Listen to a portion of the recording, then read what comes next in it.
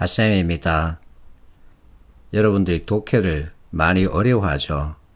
근데 쉽게 접근할 수 있는 방법이 있습니다. 그게 뭐냐면 NCS 문제 지문은 거의 토익 문제 지문과 비슷하기 때문입니다. 여러분들은 토익 공부를 많이 해왔죠.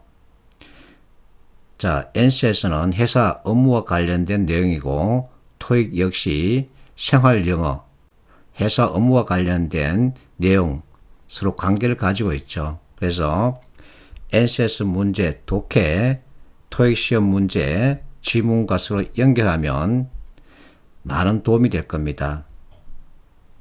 자, 22시간 전에 어떤 학생이 내가 올린 유튜브에 이와 같은 댓글을 달아놨더군요. 너무 길고 그리고 글자가 작기 때문에 원문 그대로 가지고 와서 이렇게 여러분들에게 보여주고 있습니다. 자, 어떻게 책을 구입하고 오늘 처음 공부를 해보는데 NCS 모듈이 뭐가 뭔지 모르는 상태랍니다. 초보자라는 얘기죠. 이렇게 저렇게 접근하는데 따라가지를 못하겠더라. 그래서 잠시 추스리고 문제 풀면서 해설 참고하고 이렇게 보고 있는데 우와, 이제 뭔가 느낌이 왔다는 얘기죠. 정말 쉽게 풀려서 신이 난다. 이런 느낌을 만들면 이제 체화시키기가 쉬워지는 거죠. 자, 이 학생이 토익 관련해서 무엇인가 얘기를 하고 있습니다. 토익도 공부하고 있는데 RC를 풀 때도 비슷한 느낌을 받는다. 내가 하고 싶어하는 말이 바로 이겁니다. 자, 토익 관련된 얘기, 과거 2017년 방금 저 댓글 주인공과 같은 얘기를 하는 주인공이 있었습니다.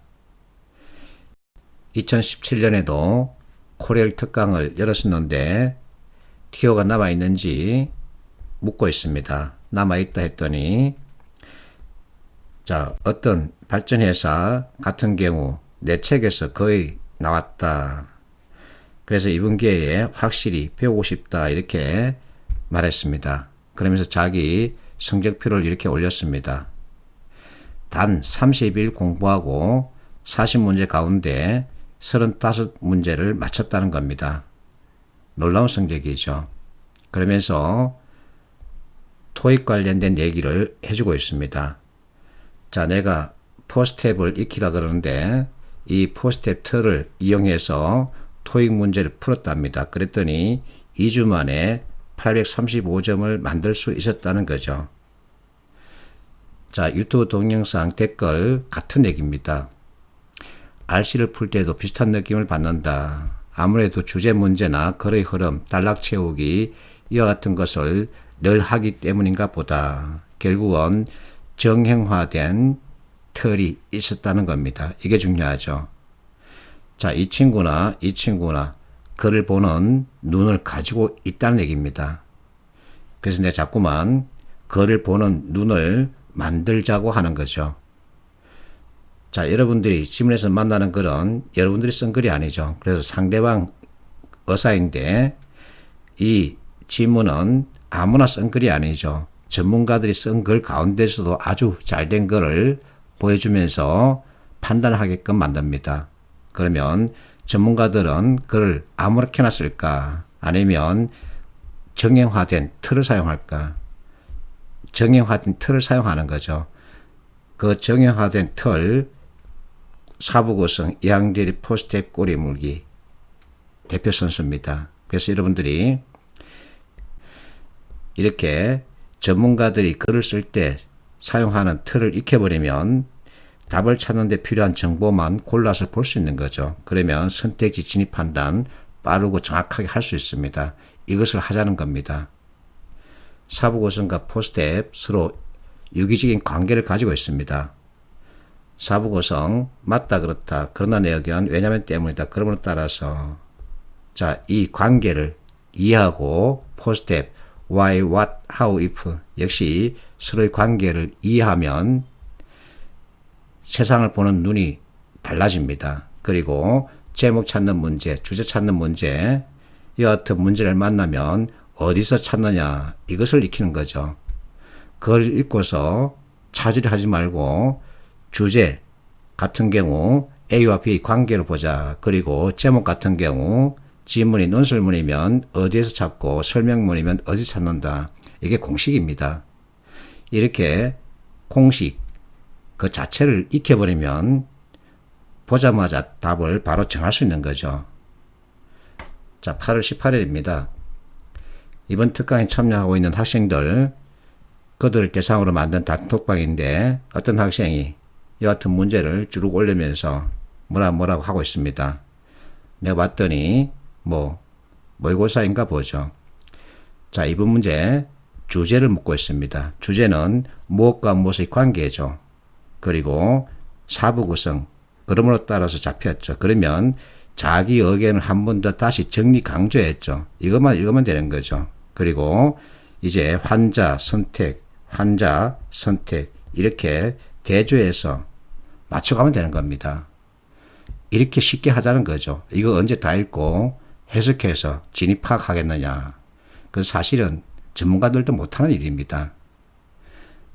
자, 이번에는 제목을 찾으라 그러죠.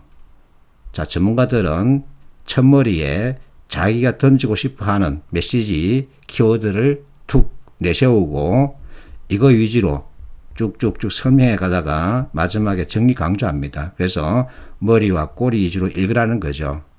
머리에 흡연, 건강, 꼬리에 운동량, 영양. 그러면 역시 마찬가지로 단어나 표현을 찾아가는 겁니다. 자, 이와 같은 흡연, 이것은 뇌 운동, 뇌에 영향을 미친다. 결국은 흡연이 독립변수이고 뇌 그 자체 무엇인가 영향을 받는 종속변수, 이렇게 서로 관계를 짚을 수 있는 거죠. 자, 이항 대입하면서 이 문제를 올려줬습니다. 봤더니 우리가 싫어하는 자연과학, 생명과학 관련 지문입니다. 이거 언제 다 읽고 해석해서 진입학을 하겠느냐. 그래서 이와 같은 자연과학 또는 생명공학 이와 같은 지문을 만나면 보지 말자 이겁니다. 이거 하나 문제 푸는데 3분, 5분 걸릴 바엔 차라리 이항 대입 구조로 보고서 답을 정하고 말자 이겁니다.